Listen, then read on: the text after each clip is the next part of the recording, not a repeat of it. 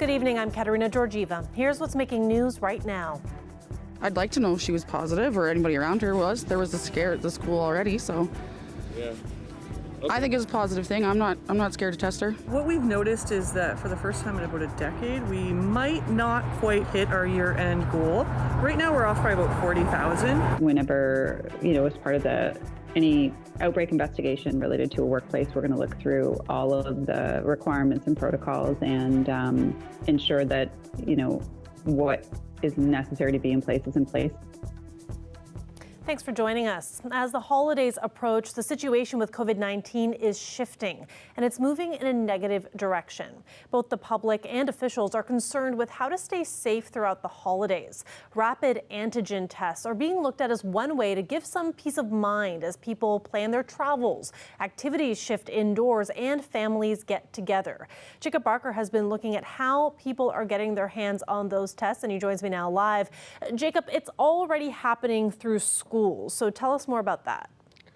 Well, schools in both the public and Catholic boards will be starting to give those rapid tests out to students starting next week.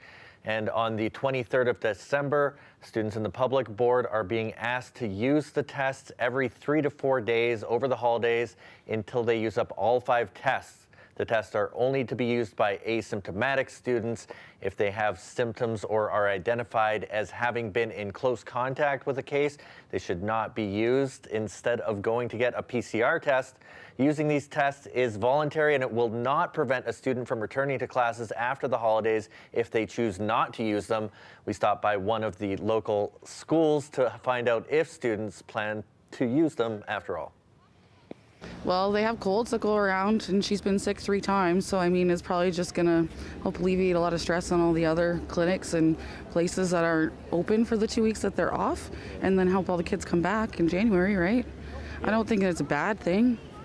It's just protective. We're also one of those people that are following the guidelines as well. My family isn't really overly interacting with a whole pile of people other than, to and from school and to and from work. I can't. Yeah, I think it's a way. I think they should be putting the money towards something else. I think it's a good idea because it make our societies more safe. I think it's a good idea.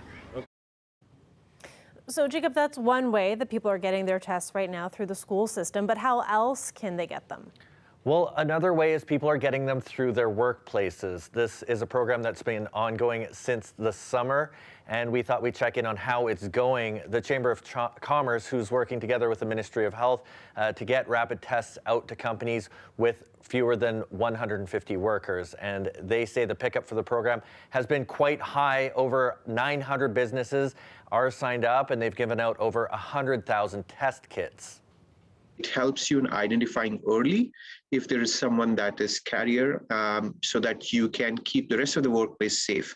And in the absence of something like this, you can imagine that if it starts spreading, it may result in a complete shutdown of that workplace.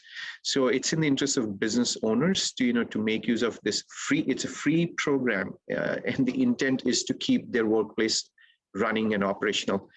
So the more people use it, the more they are able to keep their workplace safe, the better off we all will be.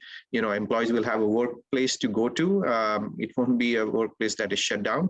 None of us want to see that. We want to make sure that our businesses have the opportunity to conduct business, to keep themselves operational for as long as possible, as long as safely possible. This is a good tool to do that. So those are just a couple of ways people are getting free tests into their hands. But if you don't work at a business that uses them or are in school, for the most part anyways, if you're asymptomatic, you'll be stuck paying for those tests. Thanks for this, Jacob. CBC's Jacob Barker, live tonight. Now, calls for better access to these rapid tests, that's growing in this province, and to make them free for everyone. The government is defending its plan, but created some confusion with its statements today. Lorinda Redekop has these details. Will the Premier finally do the right thing, change the game, and make rapid tests free and accessible to all Ontarians? Pressure from the opposition to make rapid tests more available. That's as COVID cases again hit more than 1,000 today, and there are 239 outbreaks in elementary schools. The only reason why people need to pay $40 for a test is if they're going to travel. And if that is happening, then yes, they will have to pay $40. Otherwise, these tests are free of charge to people who come in, symptomatic or asymptomatic in some situations. Her office later clarified that free rapid tests are only available for people considered to need them, for certain jobs or before surgery, for example. The province says it's handed out more than 34 million tests so far. We're doing 57% of all rapid tests in the entire country, so we're handing out more tests than every province and territory combined. We're handing it out in transit areas. We're handing it out to businesses. However, the Premier's office clarified that distribution at transit hubs is still to come, part of a holiday blitz that will also include rapid testing at malls, with details coming next week. Pressure on the government has also been growing on Twitter, with people using the hashtag #FreeTheRats, meaning rapid antigen tests, the name created by a group pushing for more access. If we can test before school, test before work, test before family gatherings, this is how we're going to beat this thing down. She says they're an extra tool on top of vaccinations, masking, and ventilation. If you don't take these rapid tests, you start developing symptoms. By then, it's much too late and you've spread the virus. The Premier's office says its priority is high-risk settings, including schools. The Toronto District School Board says as early as this week, students will receive a 5-pack of rapid tests to use over the holidays. Those tests should have been available in September, right? It's December, and they haven't got them yet. It's poor planning. The government's dragging its feet. It's unclear what the plan is for student rapid tests in January, when the science table has warned cases will likely rise. It's expected to release a brief about rapid tests later this week. Lorenda Redekop, CBC News, Toronto. Intimate partner violence is on the rise, all while local shelters who help women are in need of more local support. At the Welcome Centre, donations are the lowest they've been in a decade.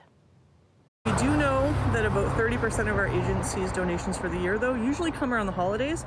So our fingers are crossed that this year is really going to be a bit of a Christmas miracle for us for that. The home is $40,000 off its target. I don't at all doubt that we have community support, so I don't think it's that our support is down.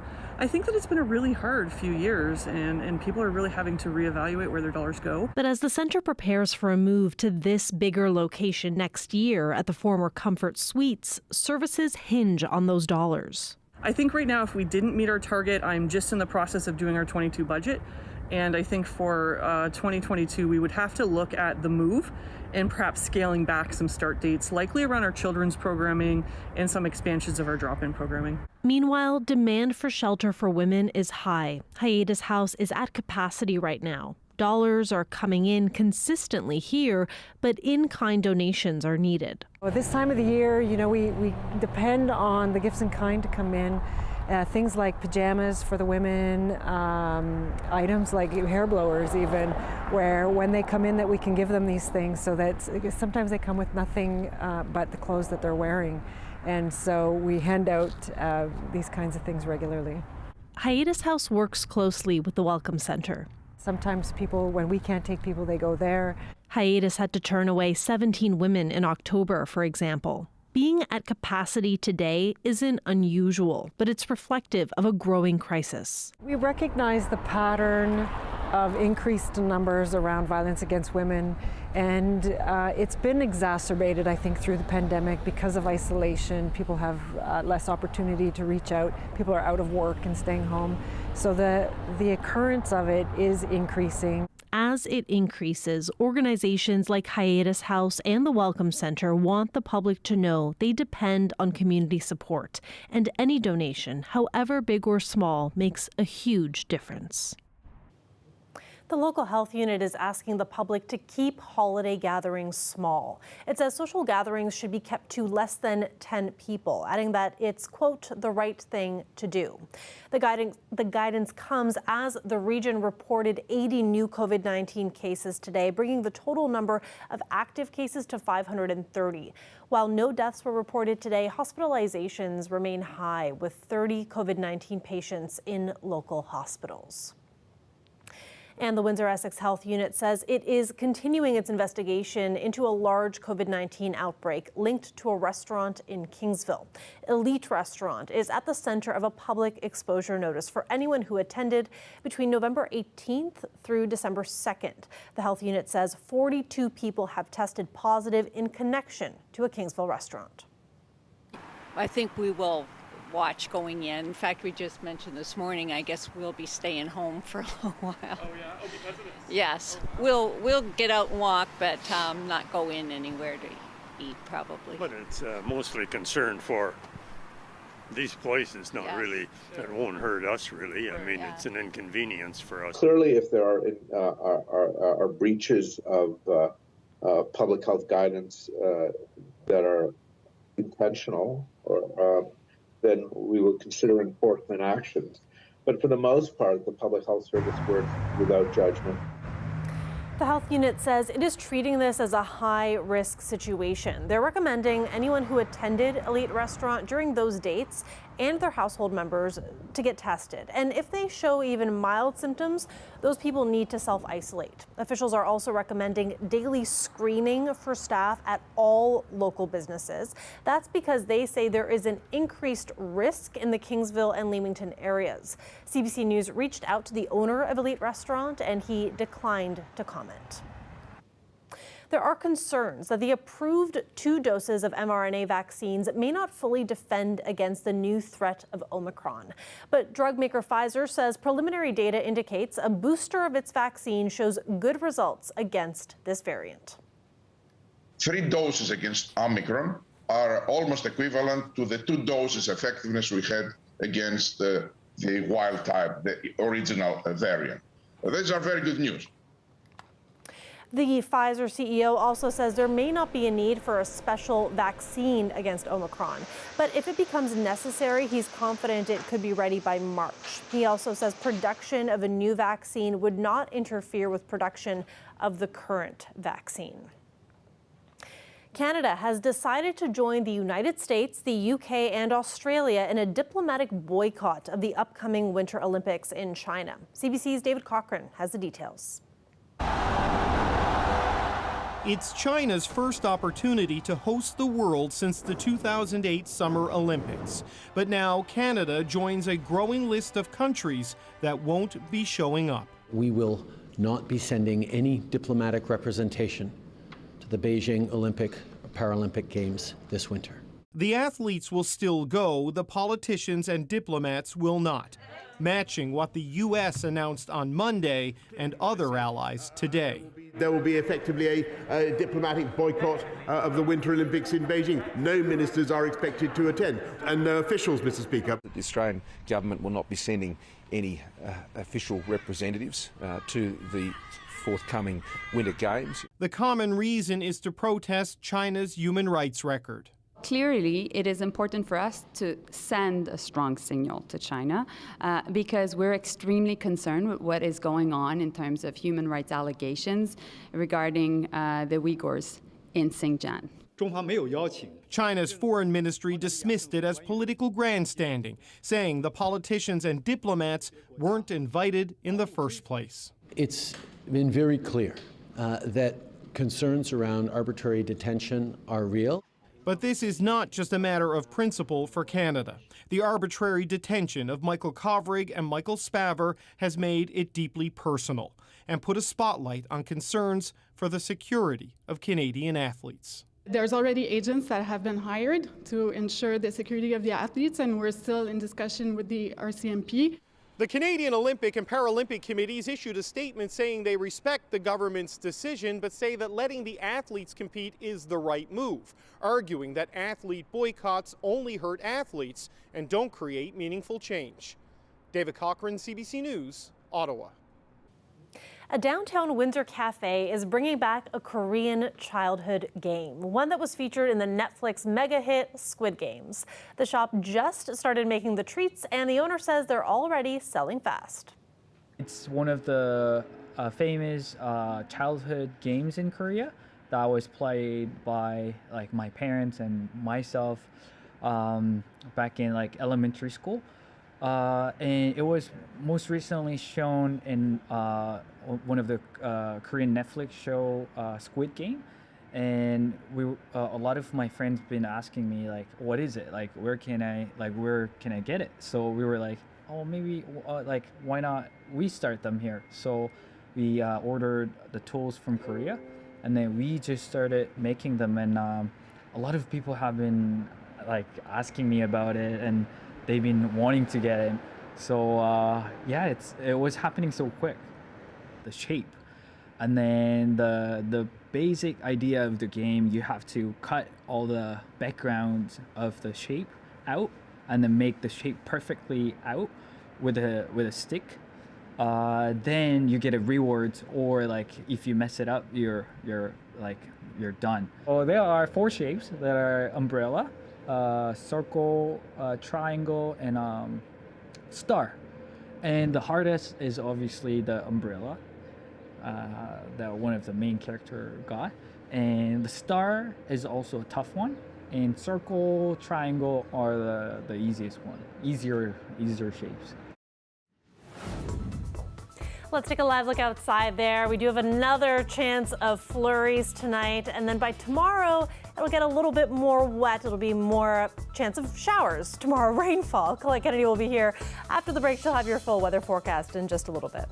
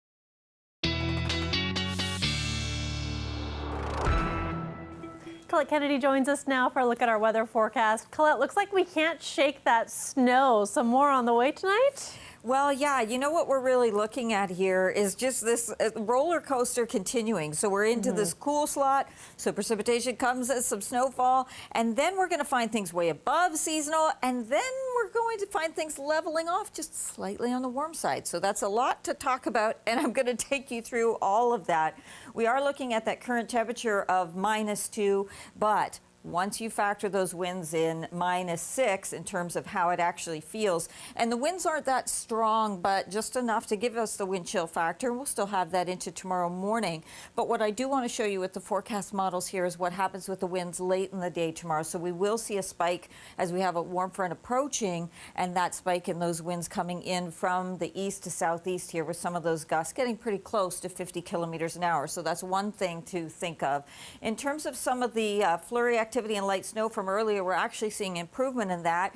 There were more significant amounts into eastern Ontario, where around Kingston there were reports of over 15 centimeters in some cases. So we're actually seeing high pressure kind of building in, so we get quieter conditions as we're heading through the overnight hours. But several things happening across North America with our storm pattern. I want to kind of show you everything and walk you through all of this. We kind of did this last night, but just taking it forward a little further. So that's that area of low pressure that's going to become more enhanced, becoming quite a big storm there with significant snow, parts of Nova Scotia 15 to 30 centimeters and strong winds. We'll take our attention to what's going to be happening. We have kind of one warm front that will be coming in as we go into Friday, but late tomorrow is when we'll get into a little bit of light snow out ahead of that warm front. So kind of a dusting coming through for us as we head into tomorrow night, not tonight with that. And then the energy from this next storm is what we'll be paying attention to as we go Friday into Saturday. That warm front more significant, pulling the temperature up as we go into Saturday morning. And so changing any snow over to rainfall and getting rid of anything on the ground. But -7 tonight, just a few flurries. And again, this is late day where we're talking about getting into some light snow coming in. Before that, your road conditions should be actually pretty good. There's part of that warm up and more of it on Saturday. But once we get rid of the rain, even though the temperatures won't be as warm as Saturday, they are going to be quite pleasant once we get beyond that. Oh, that's good. Something to look forward to. Good news there, that's right? Good. After you said wind chill, I was like, oh my gosh, I forgot about wind chill. Like, that's how deeply in denial I am about these. I know, we just want to talk about humidex values. What do you mean wind chill? One day soon again. Thanks, Colette. You're welcome. We turn now to Toronto. That's where a couple is searching for answers for their 19-month-old daughter. She's among only a handful of Canadian kids with a condition that causes life-threatening seizures. Not much is known about her rare genetic disorder, and right now there's no cure. But her parents want to help change that. Samantha Beattie explains. Good work. Keep going. Each step with her walker is an achievement for Maddie Kilner. She has an extremely rare and serious genetic disorder called SCN8A. It causes epilepsy and developmental delays. She was just 4 months old when she had her first seizure. I was just walking by the room like I normally do, and I heard a rustle, and I went inside, and Maddie was just lying there with her eyes staring straight back, and I couldn't get her to come back, and I yelled for Cam. We called 911, and then that really was when everything changed for us. Maddie has spent the last year in and out of Toronto's Sick Kids Hospital. She now takes 16 syringes of medication a day to control her seizures, and her parents are determined to find better treatments. We really want to help find a cure. I mean, it's a very scary diagnosis with so many unknowns, and because it's so rare, it's really important that we do research to try and understand it better. In 1 week, they've raised more than $80,000 for Sick Kids to run the first Canadian study on SCN8A. We're just absolutely blown away by the support from absolutely everyone, and it means the world to us. One Sick Kids doctor is hopeful the research will help them better treat and understand not only Maddie's rare disorder, but more common genetic conditions too. We do think that the insights we've gotten so far from studying these genetic types of epilepsy have given us more insights into epilepsy overall. He's also hoping to understand why Maddie and other kids with this disorder experience developmental delays. One of the things that I'm hoping the research can accomplish in Maddie's case is to better understand what are the additional predictors or factors that seem to make that happen. In the meantime, Maddie's parents are focusing on every small milestone she hits. I would describe her as very determined. Like standing and pointing. It makes it even more motivating to really help research for Maddie and all the other amazing SCN8A families we've met. Samantha Beatty, CBC News, Toronto.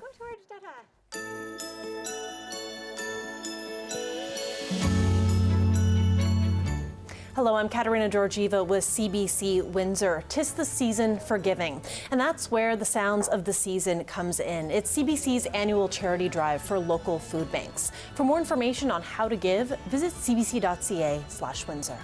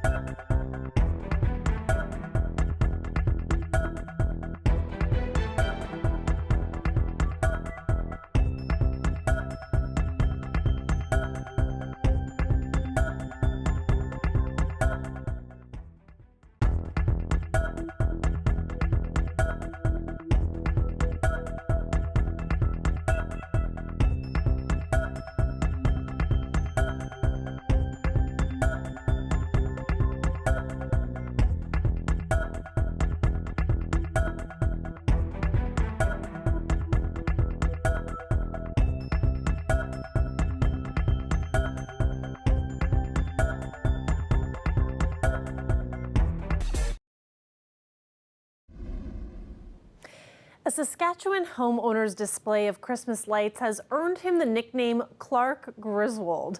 Neighbors of Aaron Kudrin realized they couldn't compete, so they came up with an easier solution. A big ditto sign pointed to our neighbors saying that we can't keep up with them, but we want to join in on the fun. That's right. Now, the house in question is decorated with some 15,000 Christmas lights this year. In addition to the light display, Kucherin also projects a different Christmas movie onto his house each night for kids, and for kids at heart, of course, to watch as well. And in the spirit of giving, he encourages people who come by for a look to donate to Make-A-Wish Saskatchewan. And that is it for CBC Windsor News. For news anytime, go to our website, cbc.ca/Windsor. And we're on social media as well. We're on Facebook, Instagram, and Twitter. And don't forget, our Sounds of the Season campaign is ongoing all month long. All of the information is on our website, cbc.ca/Windsor. Just look for that Sounds of the Season banner, and all the information on how to donate is in there. We really appreciate all the support, and all of that money goes towards local food banks, and they appreciate it as well. Thanks so much for watching. Have a great night.